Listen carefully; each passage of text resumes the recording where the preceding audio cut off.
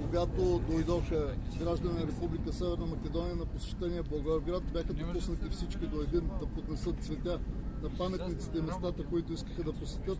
И аз очаквам реципрочно точно такова поведение от властите на Република Северна Македония.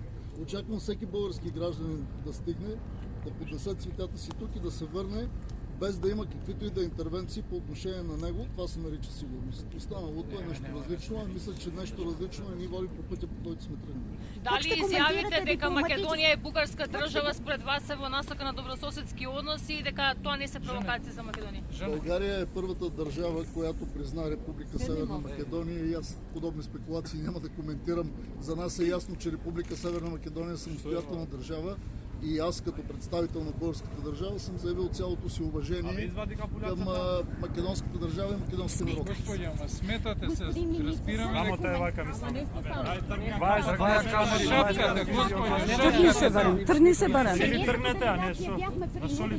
Бяхме принудени да изчакаме целият дипломатически корпус на Република Македония, плюс голяма част, почти всички граждани, които бяха дошли да отдадат своята почит, да дойдем последни по заобиколни пътища, свидетел съм на целия мъчителен процес. И как ще коментирате техния дипломатически отказ да поднесете цветя заедно? Благодаря ви. На нас ни беше даден слот в 13:30, ние го спазихме, дойдохме и направихме всичко, което е необходимо по начина, по който беше разрешено. Предложих на министър Спасовски да поднесем цветя заедно. Мисля, че това е правилният път и мисля, че апостол като Гоце Делчев заслужава точно такова отношение. В случая ми беше отказано, надявам се на следващото честване това да се случи. Благодаря ви.